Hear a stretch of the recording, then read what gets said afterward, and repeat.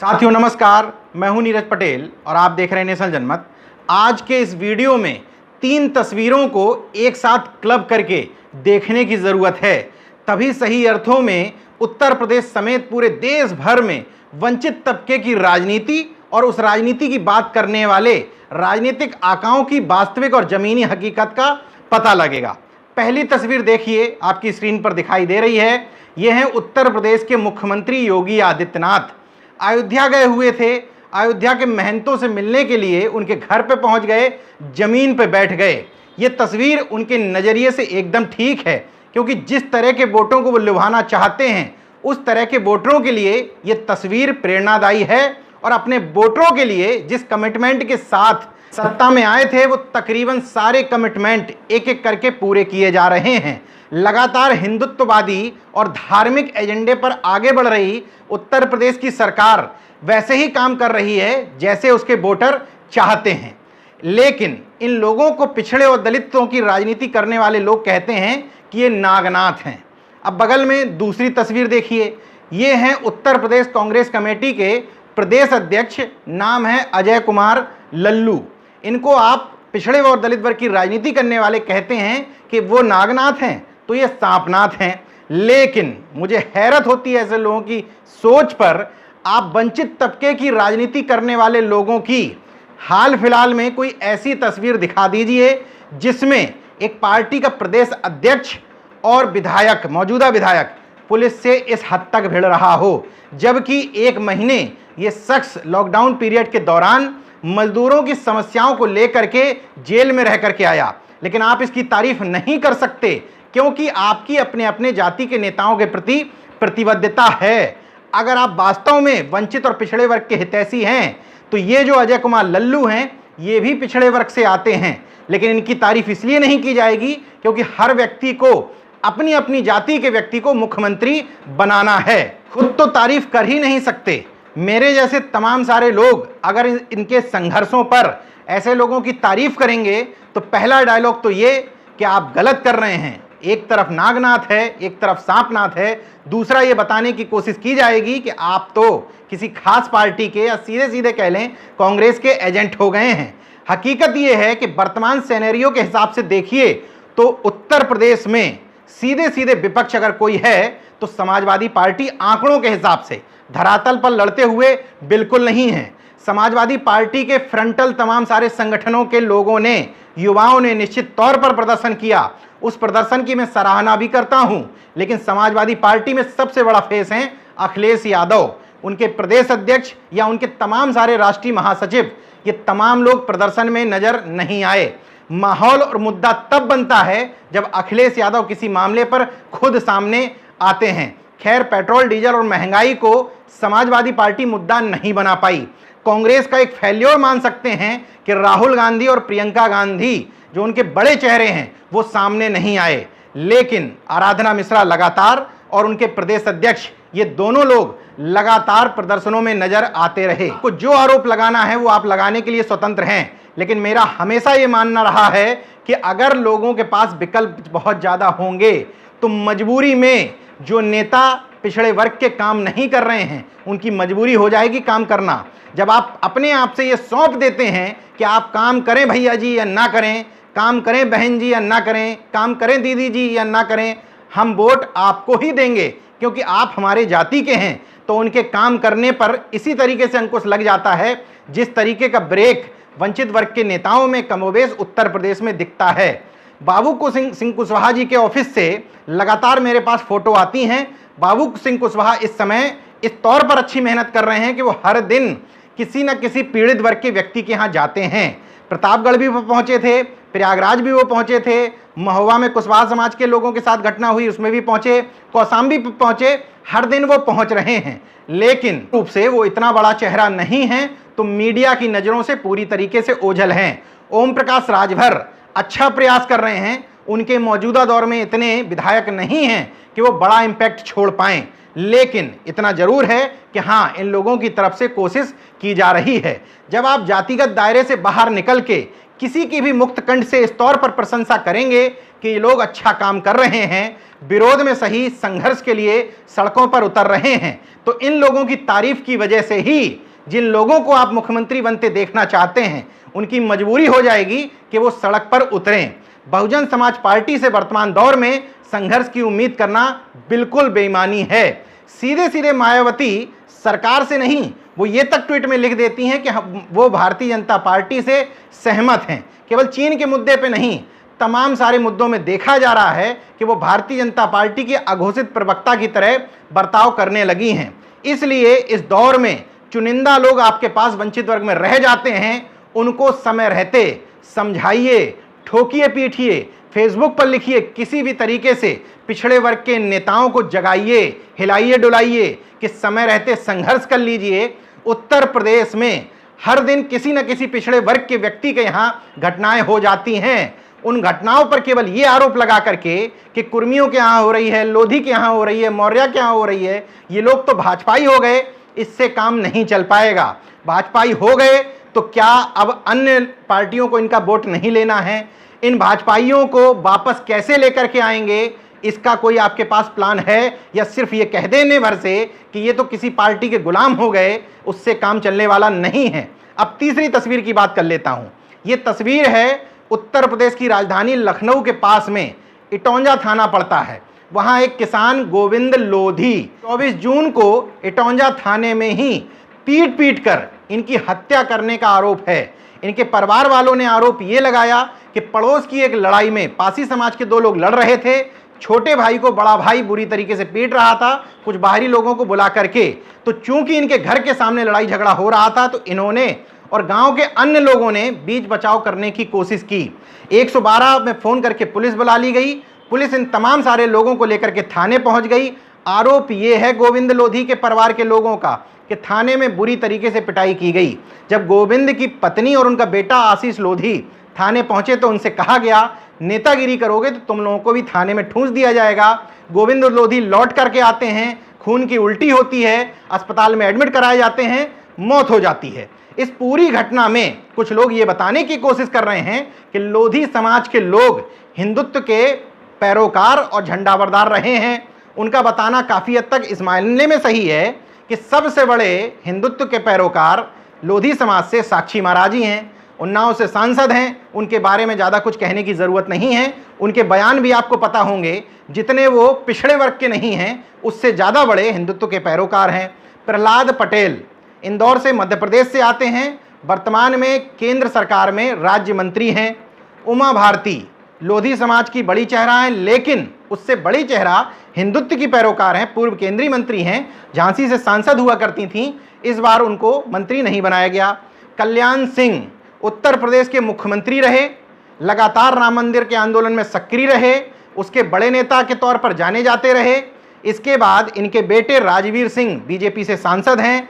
राजवीर सिंह के बेटे यानी कि कल्याण सिंह के नाती संदीप सिंह यूपी सरकार में मंत्री हैं।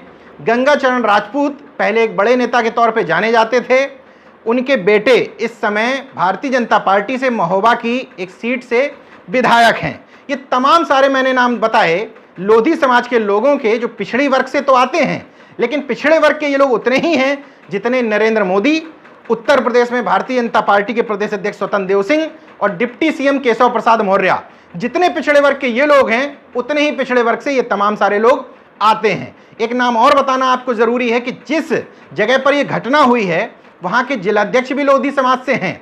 वो घर पर पहुंचे, आश्वासन दिया, लेकिन ये आपको और हमको बहुत अच्छी तरह से पता है कि आश्वासन के बाद, इतने तमाम सारे चेहरों के बाद भी इस सरकार में इस परिवार को न्याय मिलेगा या नहीं मिलेगा ये कहने की जरूरत नहीं है। इनको हिस्सेदारी नहीं मिल रही है, इनको प्रतिनिधित्व नहीं मिल रहा है, तो आखिर अगर इनके वोटरों की नाराजगी बढ़ेगी तो वो जाएंगे किसकी तरफ?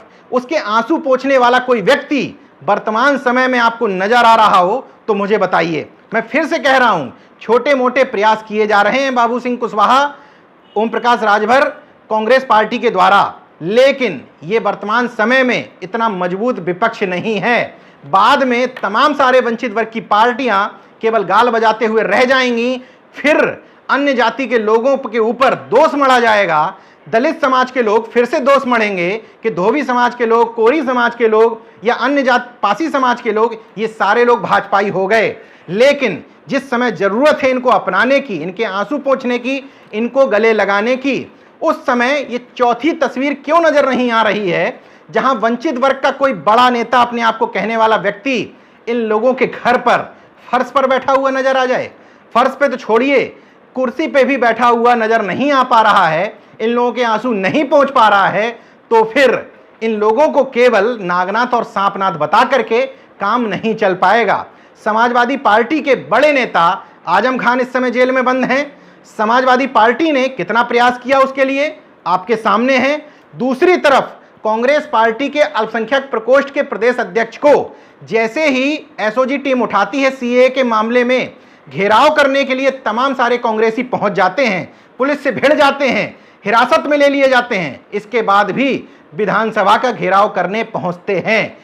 कोई भी आरोप लगा लीजिए, मुझे इसी तरह के संघर्ष की राजनीति पसंद है। विपक्ष का मतलब ही यही होता है कि विपक्ष के नेता सड़क पर उतरें, जनता की आवाज उठाएं, धरना प्रदर्शन करें, चक्का जाम करें, जाम लगाएं, कुछ भी करें, लेकिन ट्वीट करने से, प्रेस कॉन्फ्रेंस करने से, प्रेस नोट बांट देने से काम नहीं चलेगा। कुछ घटनाओं का जिक्र आपके सामने कर रहा हूं जहां जरूरत थी कि वंचित वर्ग के किसी नेता की तस्वीर इनके घर में बैठे हुए आंसू पोंछते हुए नजर आ जाती, लेकिन अफसोस नहीं नजर आई। मैनपुरी में प्रजापति समाज के 6 लोगों को बाहर से कुंडी लगा करके जिंदा जलाने की कोशिश की जाती है। 3 लोगों की मौत हो जाती है, 3 लोग बुरी तरीके से झुलस जाते हैं, जिंदगी मौत के बीच में अस्पताल में झूलते हैं। किसी भी बड़े नेता की तस्वीर सामने नजर नहीं आई। कदौरा एक जगह है, जालौन जिले में बुंदेलखंड क्षेत्र में आती है। वहां के ब्लॉक प्रमुख विजय निस्वा कुशवाहा जाति से आते हैं। उनके ऊपर ठाकुर समाज के कुछ लोग हमला करते हैं। वहां भी किसी बड़ा नेता की तस्वीर आंसू पोंछते हुए नजर नहीं आई। प्रयागराज में एक थाना है, कोरांव थाना, वहां तेली बनाम ब्राह्मण की लड़ाई में तेली समाज के खेत में ब्राह्मण समाज के कुछ लोग घुस जाते हैं। तेली समाज के लोग मना करते हैं कि हमारी सब्जी खड़ी हुई है, खेतों में मत घुसिए। विरोध होता है। उस घटना में तेली समाज के लोगों को, विनोद गुप्ता, प्रेमकली गुप्ता के लोगों को ठोक पीट दिया जाता है। आरोप लगते हैं नंद किशोर दुबे पर, आदेश दुबे पर, नीलेश दुबे पर। कोई कार्रवाई नहीं होती है। सरदार सेना के लोग इनके घर पर पहुंचते हैं, इनके आंसू पोंछते हैं, लेकिन कोई भी बड़े नेता की तस्वीर वहां से सामने नजर नहीं आती है। उसी तरीके से जौनपुर के केराकर क्षेत्र में निषाद समाज की एक बेटी की रेप करने के बाद हत्या कर दी जाती है। जब तक सामाजिक संगठन सक्रिय नहीं होते हैं, कोई भी बड़ा चेहरा जो समाज की ठेकेदारी करता है वहां नहीं पहुंचता है, सामाजिक संगठन विरोध प्रदर्शन करते हैं, तब जाकर के विनय पाठक, गब्बर सिंह और विपिन की गिरफ्तारी इस मामले में होती है।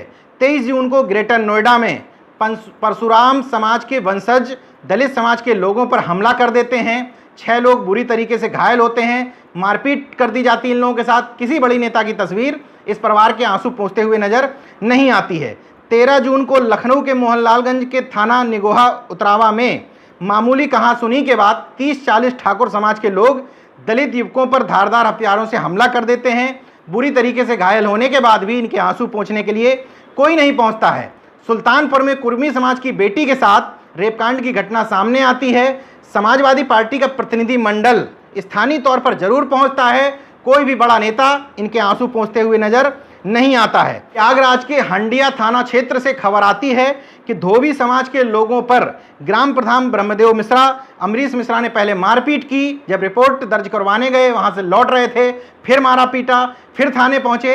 उसके बाद जब लौट रहे थे, अपने बगल में किसी पड़ोसी के यहाँ रुक गए, उनके घर को रात में फूंक दिया गया। लखनऊ के बिल्कुल सटे हुए एक थाने से खबर ये आती है, पीजीआई थाने से, कि वहां 3 लोगों को जूते की माला पहना करके पूरे गांव में घुमाया गया। आरोप ब्राह्मण जाति के लोगों पर लगते हैं। उन 3 लोगों में 2 दलित समाज से थे और एक इसी लोधी समाज से था, जो हिंदुत्व के पैरोकार और झंडावदार माने जाते हैं। आरोप भी देखिए, आरोप ये लगाया था कि इन 3 लोगों ने मिल करके ब्राह्मण समाज के व्यक्ति के घर से एक टेबल फैन चोरी कर लिया था। सोचिए, टेबल फैन की सजा गले में जूते की माला पहना करके पूरे गांव में घुमाया गया, उनके बाल काट दिए गए, मुंह पर कालिख पोत दी गई। उसके बाद भी जब तक सामाजिक संगठन आगे नहीं आए, कोई बड़ा प्रदर्शन नहीं हुआ, तब तक इन लोगों की गिरफ्तारी नहीं की गई। कोई बड़ा चेहरा इस मामले में दलित वर्ग से नजर नहीं आया जो इन लोगों की पैरवी करते हुए दिख जाए। कुल मिलाकर के मैंने तमाम सारे उदाहरण बताए आपको, बहुत सारे उदाहरण छूट भी गए। इस बीच में मौर्य समाज के लोगों के साथ, प्रजापति समाज के लोगों के साथ, नाई समाज के लोगों के साथ, तेली समाज के लोगों के साथ, प्रतापगढ़ में कुर्मी समाज के लोगों के साथ तमाम सारी घटनाएं घटी। किसी भी घटना में आप पूरी तरीके से ये नहीं कह सकते कि पीड़ित पक्ष को न्याय मिल गया। फिर भी इन सारे लोगों को हिंदुत्व का झंडा बरदार बने रहना है और धर्म की अफीम खाए रहना है। हम आप क्या कर सकते हैं? हम आप केवल जागरूक ही कर सकते हैं। उसके बाद भी अगर ये लोग जागरूक होने के लिए तैयार नहीं है तो यकीन मानिए कि डिजर्व करते हैं कि इनका आरक्षण छीन लिया जाए, इनको ठोका पीटा जाए और इनके अधिकार हक समय समय पर जैसे छीने जा रहे हैं वैसे छीने जाता रहे। उसी तरीके से विपक्ष के तमाम सारे राजनीतिक दल जो वंचित वर्ग की बात करते हैं और अपने आप को पिछड़े वर्ग की और दलित वर्ग की पार्टियां बताने की कोशिश करते हैं, वो भी इस बात को लेकर के डिजर्व करते हैं कि वो सत्ता में ना आने पाएं। इसलिए क्योंकि इन लोगों की तस्वीरें तो वैसी दिखती हैं जैसी इनके लोग अपेक्षा करते हैं, लेकिन आप लोगों की वो तस्वीरें नजर नहीं आती हैं जैसे आपके वोटर आप लोगों से अपेक्षा करते हैं। उस तरह की तस्वीरें दिखने लग जाएंगी। सिनेरियो धीरे धीरे चेंज होने लग जाएगा। जो लोग पीड़ित हैं, जो लोग परेशान हैं, उनके आंसू पोंछने वाला कोई व्यक्ति सामने आ जाएगा तो व्यक्ति डाइवर्ट होने में समय नहीं लगाएंगे। देखते रहिए नेशन जनमत, जागरूक और सजग बने रहिए। जय विज्ञान, जय संविधान, जय लोकतंत्र। धन्यवाद। तो अगर आपने मेरा YouTube चैनल सब्सक्राइब नहीं किया तो प्लीज़ सब्सक्राइब कर लें और उस बेल आइकन पर जरूर क्लिक करें जिससे जो मेरे न्यू वीडियो